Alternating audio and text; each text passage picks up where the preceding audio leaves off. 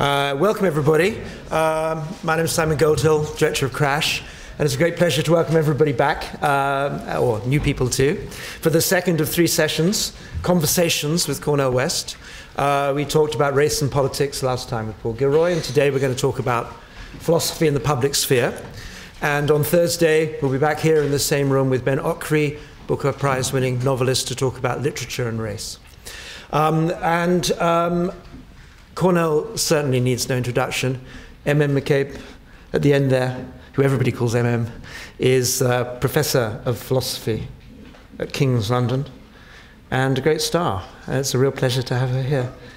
And as usual, they're going to talk conversationally for 40-odd minutes or so, and then we'll try and broaden the conversation a little. Thank you, Simon. No pressure, then. So I thought I would start by asking Cornel what he thought we were supposed to be talking about today, because I don't think I quite know. So the rubric I was given, this is what you're always supposed to do when you go into an exam, is to read the rubric. Well, I've read the rubric, and the rubric says philosophy in the public sphere, and I don't know what we mean under those circumstances by philosophy. Do we mean a philosophy, or some philosophizing, or any philosophers, or anything like that, on the one hand? And what's the public sphere anyway? So I've been saying to Cornel on the way over that actually I do philosophy usually in a very closed room, and probably only with one other person present. So I don't know how it works publicly, but I'm interested in why Socrates might have thought it didn't. So my first question is that.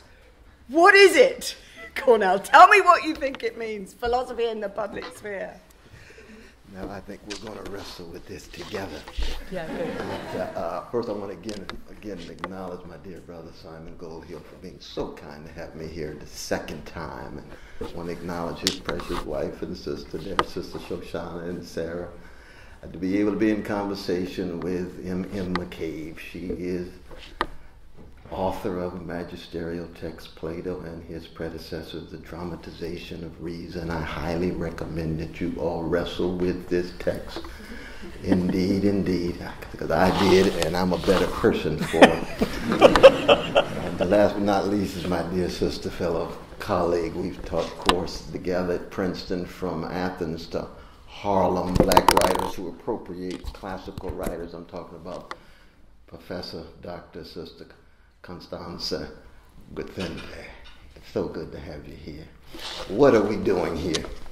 Well, one, you see, I first historicize, which means I pluralize, and contextualize, which means we're always talking about different philosophies, and we're always talking about different public spheres, as it were. So we can begin with looking at a variety of philosophers who are tied to certain schools of thought, certain perspectives and visions, who have intervened. We could begin with Cambridge's own Bernard Williams, who I mentioned before as a teacher of mine, someone who I deeply love and respect. He intervened in a variety of different ways in the public sphere. The late Ronald Dworkin intervened in the public spheres in their own way. The public sphere, both in the academy, in the larger context of paideia, larger context of education, and when it comes to politics. Oftentimes we think of the public and democratic experiments. We think of public interest, common good, tied oftentimes to political systems. But I think when we talk about publics, it's got to actually connect to the demos. Here I follow Sheldon Wolin. What is the demos thinking and doing? How does it express itself? In the United States, we have a dysfunctional political system. So the demos is doing one thing, and Congress is often doing something else. The demos have certain kind of wants and desires. Congress is often doing something else because they're so tied to big money. They're tied to oligarchs and plutocrats. They're tied to legalized bribery and normalized corruption. So when we talk about the political, it's not the same thing as politics. in that particular system. Now in Britain, I don't know. My hunch is that there's probably some elective affinities and similarities, given the role of big banks in the financialization of your own capitalist economy here, and the marginalizing of working people, and the attempt to privatize public education. We can go on and on and on. There's some deep similarities going on, it seems to me. So then the question becomes, well, what kind of philosophical perspective does one have, and how does one intervene? In my own case, I've always felt called to communicate in a multi-contextual way, and in many ways, multi-contextual is just as important as multicultural, because you can be multicultural and still in the same class bubble. Things can be colorful at the top, but the class structure remains the same. So that multicultural is part and parcel of multi-contextual, and that's why the academy has been very important for me. That's why I know you've got Judith Butler coming. She's another crucial philosopher who intervenes in public spheres. Martha Nussbaum would be another. The greatest in the history of the United States was John Dewey. Richard Rorty, my teacher, also was, but John Dewey is probably the greatest. Why? Because for him, it was always tied to social movements, social motion, social momentum, the academy, and slowly but surely, popular culture for him. Whereas I've been blessed to spend a lot of time in popular culture, in studios with hip-hop artists, the Immortal Techniques and KRS-Ones and Talib Kweli's, and with Jill Scott, and with Erykah Badu and others, because the music is fundamental in terms of constituting publics, especially for young people who are disenfranchised or at least highly differentiated or distant from political the political system. I've also been blessed to be in the academy, and I love the academy. I love to teach. You can tell I love to talk. But most importantly, like a jazz man, you have to cultivate the capacity of receptivity, which means you have to learn how to listen. So when you do talk, you actually have something to say. And this is very difficult in our democratic and inverted comma cultures. There's not a lot of listening going on. There's not a lot of receptivity going on. And oftentimes it goes hand in hand with a certain kind of intellectual humility, which is not false modesty, but an intellectual humility. You have to really believe you have something to learn when you listen, given the deep crisis that we face. So that's the beginning of an answer.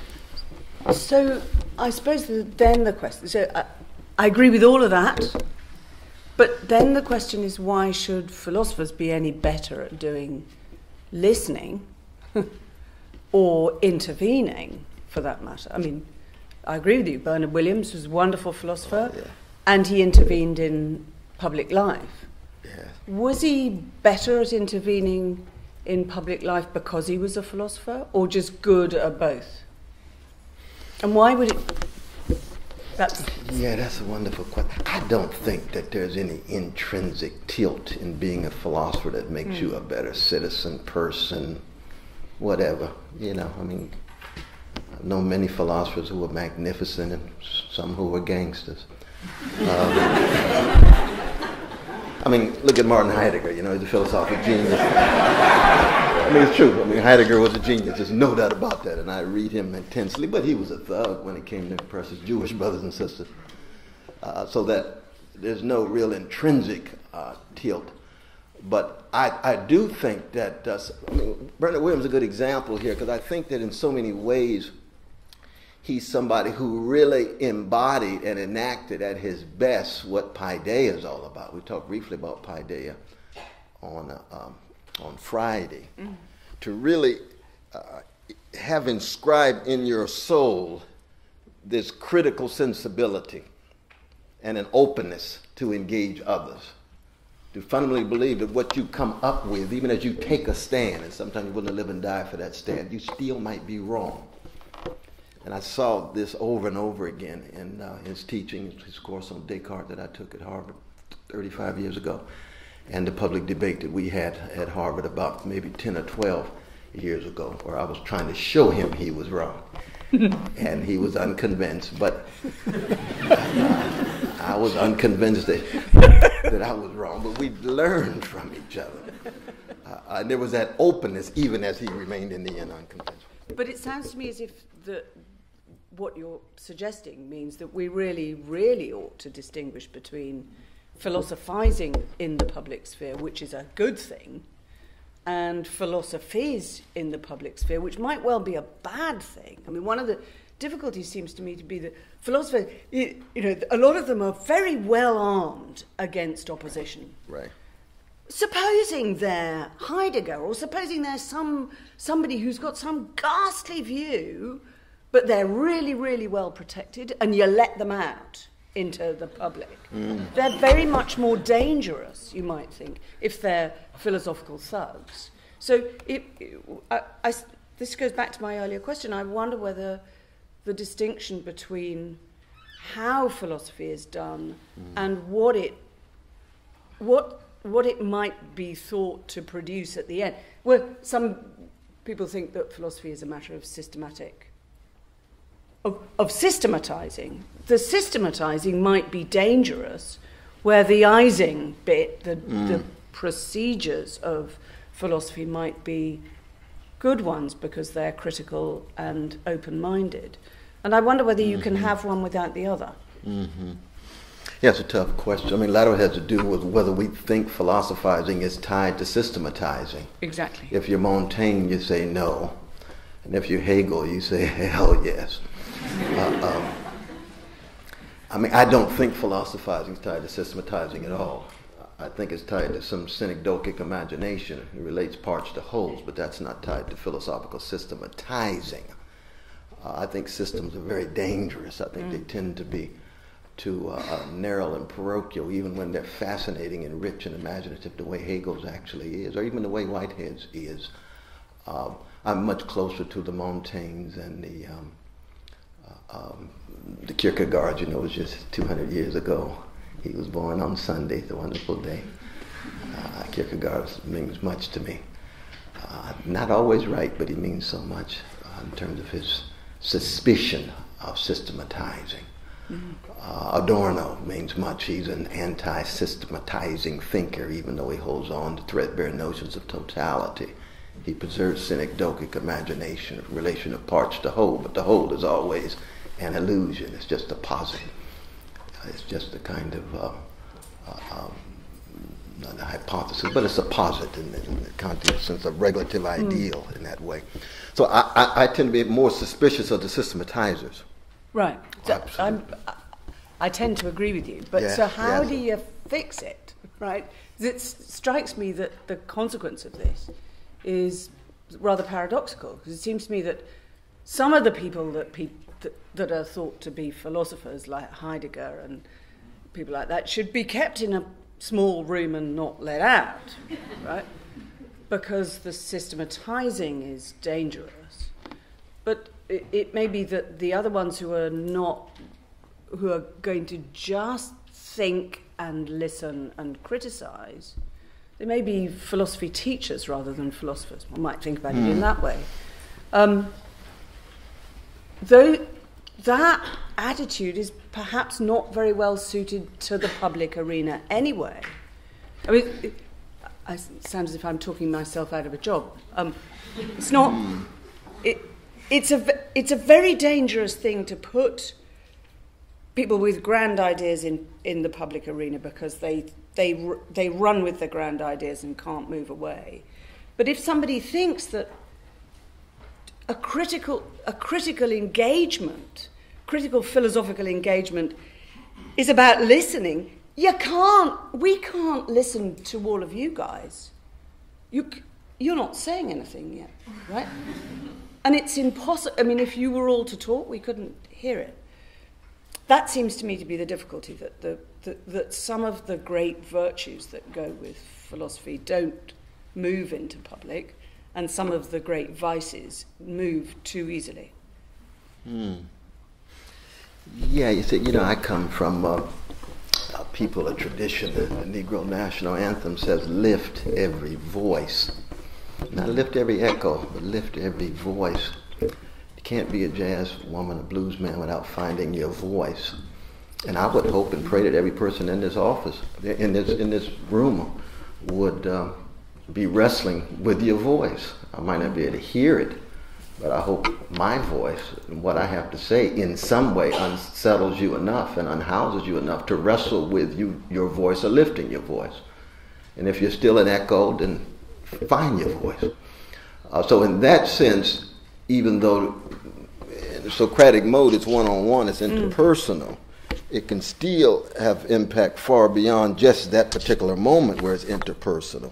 Now, just a defense of Heidegger for a moment here. It's true, because the reason why I call him a genius is not only because he's so deeply subtle in his readings of moments of history of Western philosophy, but also because he is oftentimes the first one to go to when we're dealing with the fetishizing of technique and technology, which is very much a widespread phenomena in our world, with the cell phones and the magic activity that flows from the technology that we have. And so he is deeply critical, interrogating, scrutinizing in that sense. And in that sense, we can allow him to proceed. You see what I mean? Now, it's probably best to follow Marcuse rather than just Heidegger. So at least you'll get some connection to why that fetishizing takes place, the ways in which elites are able to hide and conceal the structures of domination and the various forms of suffering that oftentimes go hand in hand with these various forms of technological instrumentality subsumed under capital and used over against workers, over against poor people, and so forth and so on. But that's not Heidegger, that's Marcuse at that point. That's Heidegger who takes the Marxist tradition seriously. That's Heidegger who takes even Weber seriously, and so on. So that, I think when we talk about listening, even some of the folk who we have deep hatred for in terms of the stances that they took, we can still learn much from. I learned a lot from Michael Oakeshott, and he's a right-wing brother in many ways. So, okay, so just go back a stage and think about what you just said about finding a voice. Yes, yes. So one of the issues in your interest in philosophy is how it can be, I don't think the right word is politicized, but how it can have a role in generating something that looks much more like equality than we have now. So I think the question that comes next is how? How does that work? What is it that is particularly philosophical about saying to somebody out there, find your own voice? I mean, that might just be an imperative. What is it that... What's doing the philosophical work, do you think, in that way of... that approach to dealing with inequality? Well, one is that in a culture with massive weapons of distraction, the first philosophical move is the formation of attention. How do you learn to attend to the things that matter? Life, death, sadness, sorrow, agony, anguish, joy, as opposed to the distractions that bombard us every day. That's part of the cultural apparatus that reproduces structures of domination. So that what seems to be pretty simple is actually a very radical move. I mean, that's just Socrates. We haven't even got to Marx yet. Not sure we even need to. We've got Socrates all the way. No, Socrates needs some help, though. We're going to talk about that. he needs some help. I mean, he's like Jesus. He stays at the interpersonal. He doesn't talk about structures and institutions too much. Whereas we know we've got to talk about structures and institutions, but the individual and individuality is very crucial and very precious. Absolutely. But just learning to think for yourself, like Cambridge University, right? It's supposed to be a site of paideia, and I'm sure it is at its best. But how does one attempt to engage in that formation of attention and that cultivation of a self mediated with intense critical interrogation, and then the formation of a soul, which has to say, courage. Is it also a site that puts a premium on courage? Not just being smart and having money. That's part of the distraction for a serious philosophical orientation, you see.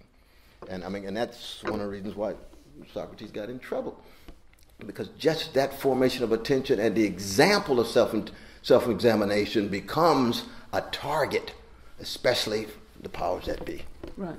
Anatos and Miletus and the others who put forward the charges, you see.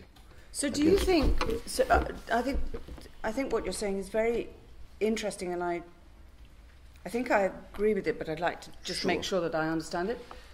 So you've talked about humility or modesty or something like that, and you've talked about courage. Mm-hmm. Do you think they, and then we've got the other pieces of the jigsaw, which are attention and listening and being critical. Which comes first? Do you acquire courage and humility that way, or do you have to have the courage and the humility before you embark on it? Yeah, that's hard to say. It's hard to say. You know, there's a wonderful line in Kant's Critique of Pure Reason. I think it's about page 177 in the dominant English translation. He says, examples are the go-kart of judgment. You might recall it's right at the moment where he can't find a rule to teach him how to apply a rule. It's almost a proto-Wittgensteinian moment. Mm-hmm. You can't appeal to a rule to teach you how to use a rule. You had to find an embodiment. Examples are the go-kart of judgment. And I think there's something to it when it comes to courage as well. That one's formation, one's socialization, the way one is raised, what one is exposed to. It could be texts, it could be voices from the dead, it could be concrete examples, your mother, your father, your grandparents. It could be falling in love with Fannie Lou Hamer or falling in love with Nelson Mandela and therefore trying in some way. I mean, I've just yesterday had a 2-hour talk with Brother Julian Assange in the Ecuadorian embassy. It'll be on my radio show this weekend on SmilingWest.com. And we talked about an hour about this. How do you understand courage, Brother Julian? And I invoked Kant. He said, I forgot that line in the critique. Just for the moment. Just for the moment. Well, he really didn't say that, but I read that in his eyes. I read it in his eyes. Because I have a deep love for my brother. I think he's tremendously courageous in the face of the mass surveillance and the mass control of the repressive apparatus of the U.S. nation state. My government. But all governments lie, so it's not like we got a monopoly on it.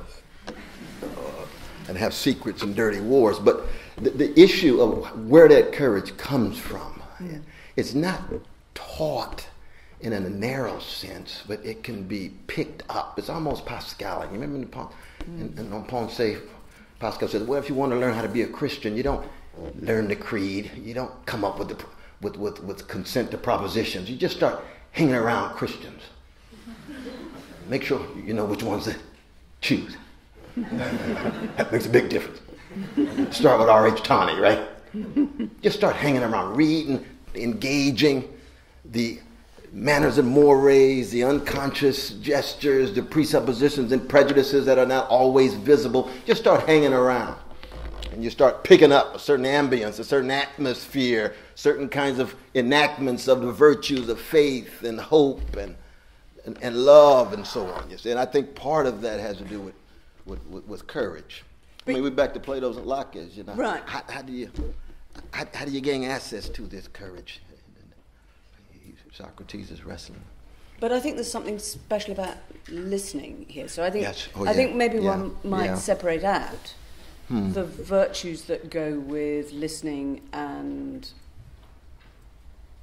attending, and also with standing up for things, which would be the modesty, courage virtues, and other kinds of virtues. I mean, I don't know whether so.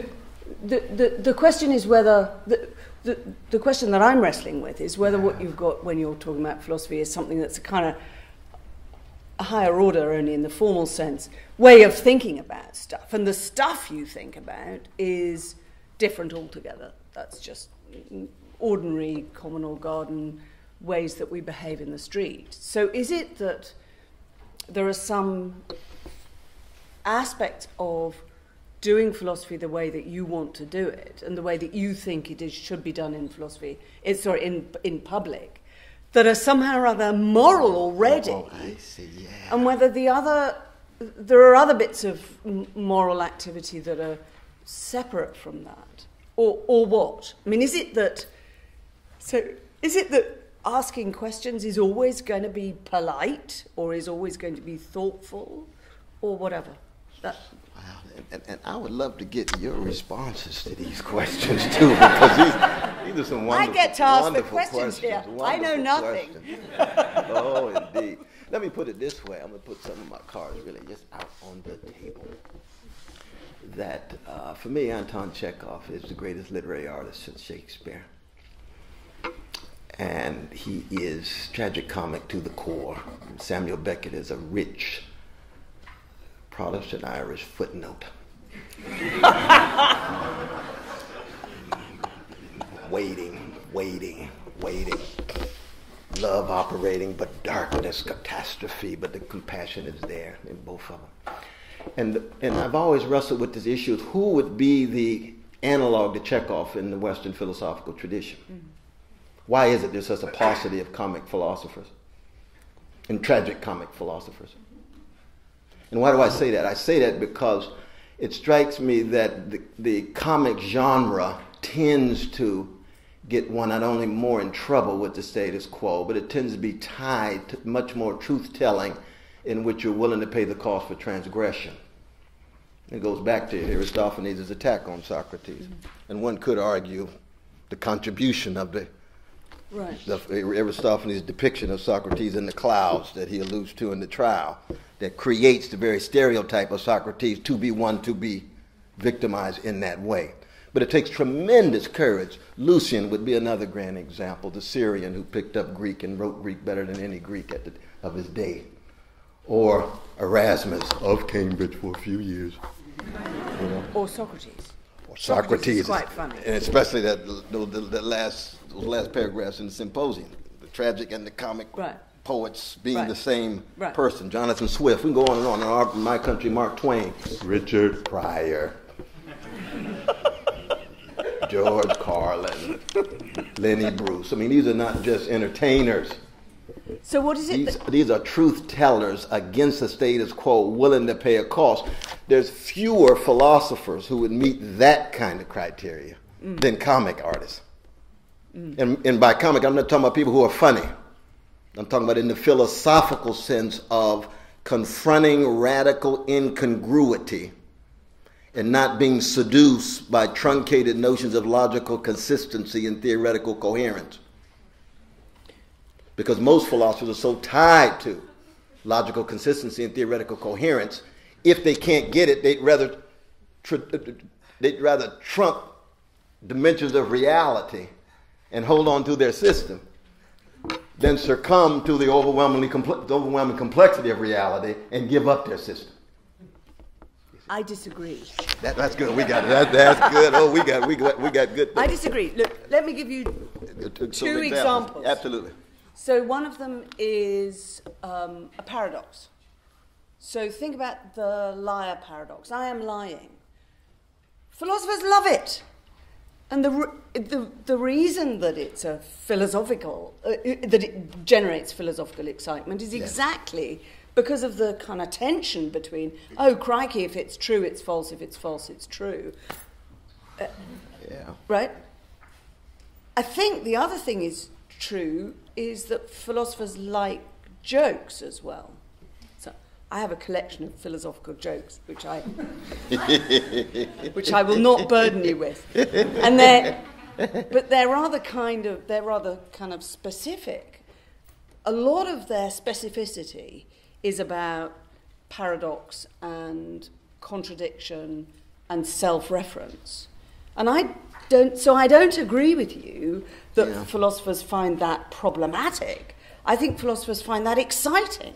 No, it may be mathematicians. I mean, I don't know whether anybody's here who's a mathematician, but I would quite like to know whether mathematicians have the same approach to contradiction and paradox as philosophers do. Give a philosopher a good paradox and they go, yeah, the liar! I can make a whole career on the liar. No, but that particular Cretan paradox does generate unbelievable excitement and curiosity, but it doesn't generate existential perplexity. You see, the comic writer is not about philosophic curiosity. It's the difference between King Lear's 5 howls at the end of that classic masterpiece of the bard of our language. That's not curiosity. That's not cries about paradox. That's guttural, cry, wrenching, moan, visceral, groan, sob, sigh, if not scream. Now see, that's what the comic writers are. That's what Chekhov and Beckett are wrestling with. That's what Swift was wrestling with. It's not logical paradox on the even edge of a system. I mean, look at Gödel's incompleteness theorem. We can accept that, but that's just at the very end. They all can't account for themselves, but you still have a symmetry within the mathematical. So is there a dividing line here? Between the existential and the logical. I thought you didn't think that there was. I thought you thought that all of these things, I mean, this takes us on to the question about pragmatism, that all of these things are two features of it that I think is, of your representation of it, that is interesting. One of them is that the moral and the factual, or however one describes it, are interwoven. And the other is that there aren't kind of logic-y bits and existential bits that are somehow or other discrete. I mean, it seems to me to be worrying if you say that. God, I think I do want to worry you a bit. Because I do think that when you're dealing with, I mean, part of it is just a metaphilosophical question. If your philosophy primarily goes to school with history and poetry, let's say with Vico, rather than with science, mathematics, and geometry with Descartes, then your talk about paradox is going to be very different. It's going to be very different. One will be very much about logical paradoxes, but it won't be tied to existential agony, which is what I was talking about with King Lear at the end of the... Right. You see what I mean? I see that those might be extreme cases. Right. But what I'm worried about is that you're suggesting to me that they're distinct types, and I wouldn't go that far. No, you're right. No, I wouldn't want to go that far. No, I agree. Because I think if you think about it, so here's another way of thinking about it. Yes, Supposing you think about Socrates again. One of the things that Socrates trades on is talking to somebody whom he manages to get into a situation where they contradict themselves. And it upsets them. Well, why? Why do they care? It seems to me that what he brings out is that we have some kind of commitment in whatever we would say our commitment is, to not living with an inconsistency. Mm-hmm. And that the nature of that commitment is somehow or other, as what you call existential and what I call ethical. Mm-hmm. That you can't take away the ethical underpinnings from logic any more than you can the logical underpinnings to ethics. They're interconnected. And so I think I want to try to stop you from making them separate. And I think you don't really want to, do you? Because I do agree with you on your that. pragmatism wants to take over science. Absolutely. And subsume it as a magnificent act of imagination and prediction and sometimes domination and so on. But the Socrates, in a way, though, is tied to my existential orientation because he's fundamentally concerned with the existential question, how to live. Mm-hmm. What kind of human being you're going to be. So that when his interlocutors have to deal with contradictions, incongruities, it really does relate to the kind of persons that they conceive themselves as being. Why isn't that true also of a philosopher who finds paradox entrancing? Well, a logical paradox can have existential impact, but there are certain logical paradoxes that don't have any existential impact at all. I mean, you think of philosophers of logic who spend a lot of time dealing with logical paradoxes where it has no existential angst, agony, anguish at all. It's just a puzzle to solve rather than a life to live. You know? I mean, I think you want to say that there are things that are ethically important in comedy, doesn't seem to me that I don't think I'm going to allow you that it's got to be angst-ridden for it to matter. I think you could think easily that somebody who's let me go back to the way I put it, who's entranced by contradiction, they don't have to go, oh, crikey, I can see right now what a difference this makes to me about how best to live. It might not be that connection, but I don't want to say that somehow or other that's in a different ballpark. I think you need it to be in a connected ballpark, not to separate these things No, I do out. want to connect them, though. But even as we connect them, they still have the various spheres have their own specificity. That's true. I'm accenting that specificity. Yeah. Because see, one of the things about myself as a blues man, the blues is profoundly tragicomic precisely because the catastrophes that you face are agonizing. They could push you towards suicide. They could push you to the crack house. These are not issues that lack gravitas. You see, when B.B. King says, nobody loves me but my mama, she might be jiving too. That's Lear's How in a certain sense, right? That's Antigone, right? That's all the forces in the cosmos and history are against you, and the one person you thought you could depend on, you can't. I mean, that's Sophocles in Antigone. That is even deeper than agony and anguish at that point. I mean, it's a kind of shudder or a quiver, a vertigo in a certain sense, and that's why the Kierkegaards and the Pascals and even Sartre on certain days of the week, for me, is attractive, and it's the tension that one has to live. Now, when this is then projected in an institutional form, with the scope and the breadth of human suffering and social misery, not just all around the world, but even in one's own country or one's own neighborhood, how is one going to, in some sense, intervene, use whatever gifts you have in the short time that you have, the short life that you have, to try to, in some way, partly alleviate some of that, you see? And what do you muster to do it? What context do you choose? Classroom was understandable, very important. The streets, understandable, very important. Sometimes go to jail, civil disobedience, understandable, sometimes very important. You have to have your timing right.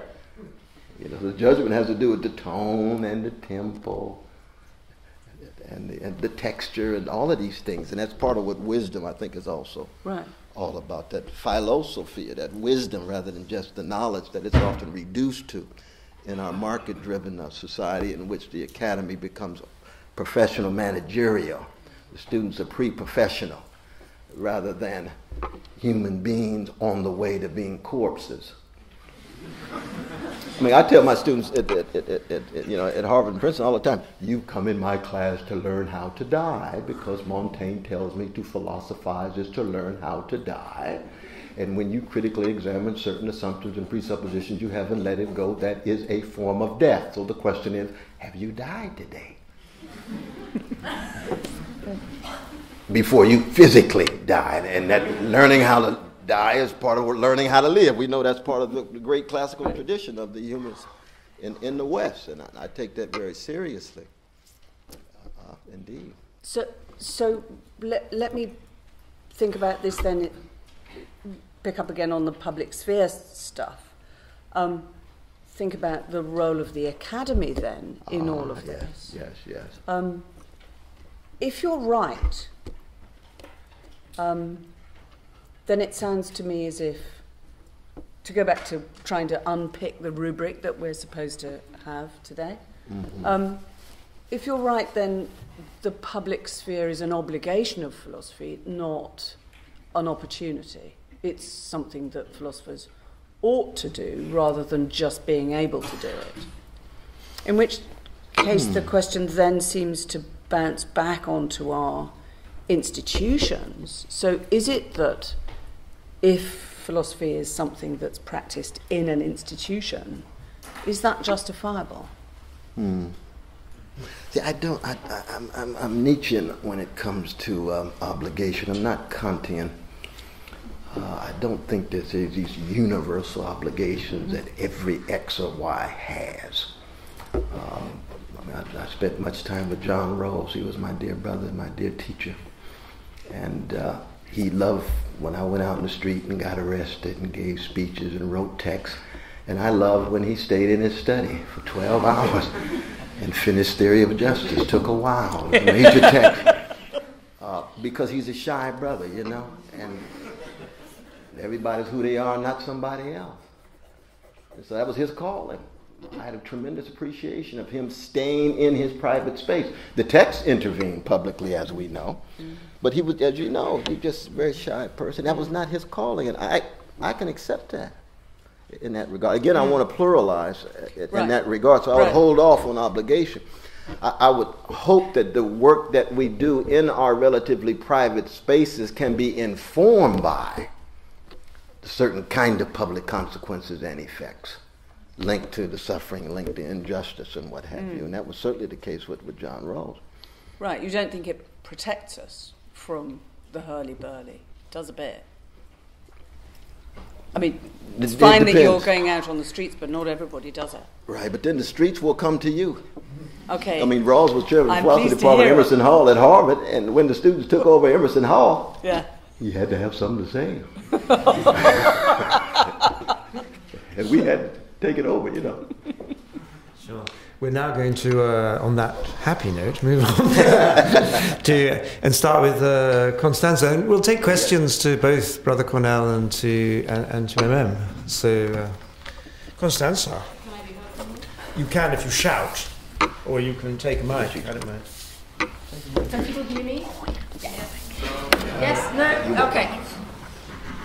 I wanted to pick up on exactly this question of how much opinion can you have in the academy, in a way? Where does the line run between being within an institution? And you've been talking about what goes on in teaching, but a university is a sort of semi-public space. I mean, it's not quite being out in the street. And I think this goes back to the distinction MM made quite early on between philosophizing on the one hand, between philosophizing between a method, between facilitating and the actual philosophers and the philosophies and the content and the systems and the dogma in a way. And how do those two relate? How much opinion should be in there? How much do we actually need the content, and how much of the content, again, do we need to know? This is not just a question of how much system can we bear, and when does it become helpful or harmful. But it's also a question of how much knowledge we know, and there was a lot of winking and laughing over the question of how well has Julian Assange read his Kant. But how much should you know in order to participate in that discussion? I mean, does it make a difference whether you're a good facilitator and you ask good questions and you're a very fine listener? And what difference does it make whether you do know your Plato, Marx, and Hegel and everyone else after that? So I think this is one question: how much do you need? And the question that is related to that is not just the role of the philosopher in the public sphere, but also the perception of the philosopher in the public sphere. Particularly in the US context, I think, where, for example, if you stand in front of a crowd, or you're on television, or you write for a newspaper and you say, I'm a philosopher and I'm going to talk to you about Plato, Marx, Hegel, and Kant, that is you incur a different reaction, or you make yourself suspicious in a different way, or you foreclose discussion in a different way than if you do that here or in Germany or in France. So in other words, how do you have exactly that kind of knowledge, and how can you demand that kind of knowledge and foster that kind of knowledge if you're in a culture where calling yourself a public intellectual you have to tread extremely carefully because it's a minefield? Yeah, I mean, thanks for that question. It's so true. I mean, if you're in France, you're Alain Badiou, who's my dear brother. I had a chance to debate him on two occasions so far. See, France has a very different tradition. See, we in the United States, we tend to love intelligence but fear intellect. Because intelligence is a manipulative faculty. It makes immediate evaluations and usually has pecuniary gain tied to it. Intellect, Socratic, critical evaluation, evaluate the evaluations. Lay bare what the context is. Tell a history about where the context came from. Put forward what the framework is. Write a genealogy of where the framework came from. That is not welcome in a business civilization, in a society much more tied to cupidity and love of money than it is love of wisdom.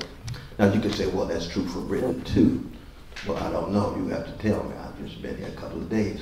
But from what I read, you've got magnificent critics. I can go back to John Ruskin, for example. It echoes exactly what I just said. Or Raymond Williams echoes what I just said. Virginia Woolf echoes what I just said. So there's voices in the history of this culture that would resonate. And there's some voices in American culture, but the dominant orientation is you don't lay bare your philosophical identities. You just engage. You just engage as one of the demos, as a citizen. And so I do tend to invoke Plato and Pascal on television. Mm-hmm. But I just try to be honest. That's what's on my mind at that moment. In terms of suspiciousness and for closing a discussion as well, why is it, I mean, we've both taught in the States and we've taught together, and I don't know how it is here, maybe you know this, but I know from my experience of teaching Plato, students are very easily irritated by Socrates.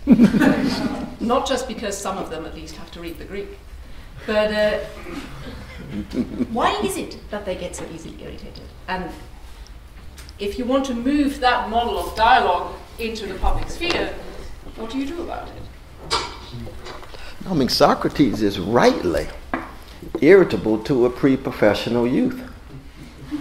I think that's highly appropriate. I think that's a tribute to one of the foundation heads of Western civilization.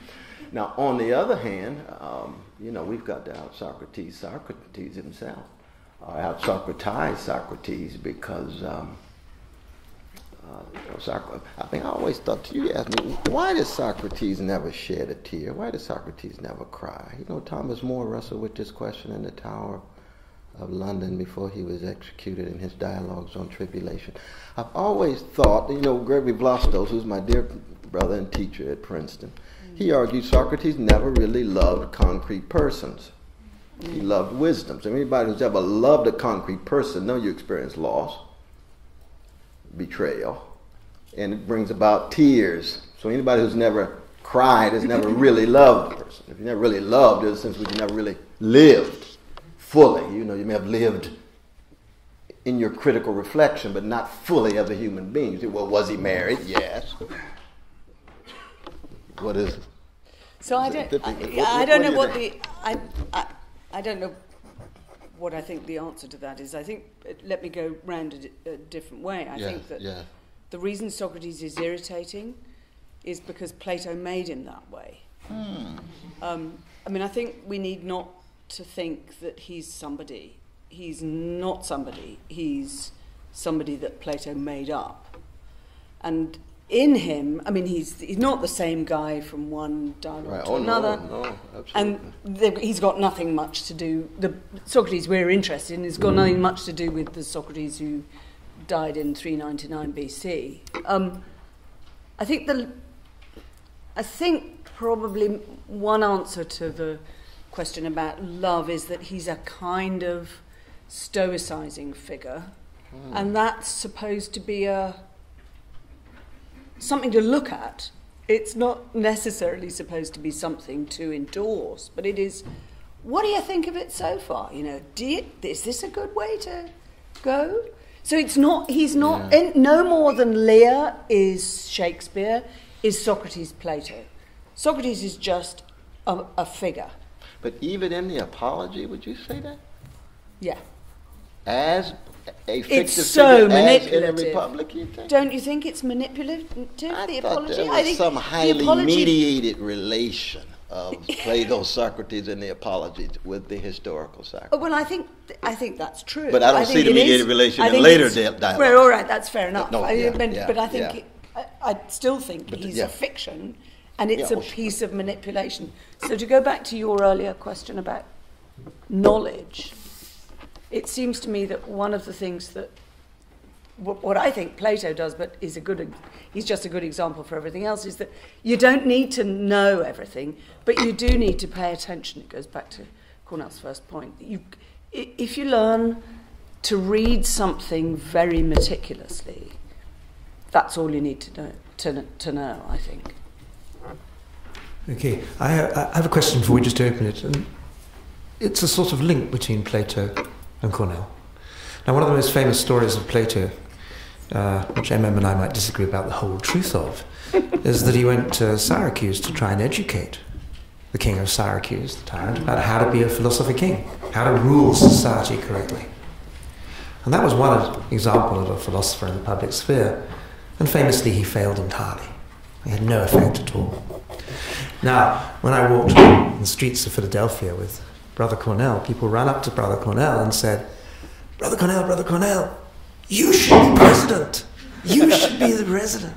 People said that to him in the street. And I thought, well, it's not a bad idea. and so I'd like to ask you, Cornel, two things. One, would you like to be president? And secondly, if not, do you think it's possible to be in a position of power and not be compromised? Wow, Brother Simon. Well, one, I'm a radical anti-imperialist, so I could not be a blackface of the U.S. empire. Now, is it possible for an anti-imperialist to head an empire in decline, or disaggregated? It's an interesting question. I do draw a distinction between prudence and opportunism. And here even Edmund Burke becomes useful. He's full of wisdom, even as a right-wing brother. That prudence is a way of compromising where you still hold on to your ideals and sense of integrity. Opportunism is selling your soul for a mess of pottage. And you said compromise in the prudential sense. And I think certainly that's the case. Certainly that's the case. Moments in our greatest statesperson. America, we haven't had a great statesperson since the 19th century. He had 1 year of formal education. He walked around with Shakespeare in one pocket and the Bible in the other, but he was not an ordinary Christian. His name was Abraham Lincoln. And there's moments of high statesmanship because of his compromise tied to prudence. And there's other moments where the compromise is tied to opportunism, the autocratic side, the lifting of habeas corpus and so forth. But this is a reading of Lincoln. It's very difficult in the American system right now, I would argue, to have that kind of more high quality compromise tied to prudence. Very difficult. I was hoping that Obama would do that with health care. So we couldn't get single payer. At least he could hold on to public option. But in the U.S. football, you usually punt on the 4th down, and my dear brother tended to punt on the 2nd down. He gave it away to the pharmaceutical and the private insurance companies right away, so they would get on board. You see, so that was not prudence. That was opportunism. You see, and there's a difference. So then his principles were sacrificed, you see. And he was aspiring to be Lincoln, and he ended up Bill Clinton.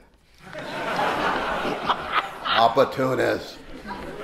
For the most part. I mean, there's moments in Brother Bill's life where I'm sure he wasn't, but in terms of his political career, has been driven by an opportunism in that sense. So the answer to your question is yes and no. And the answer to the first question is Hell no. No. I'm not running no empire. No way.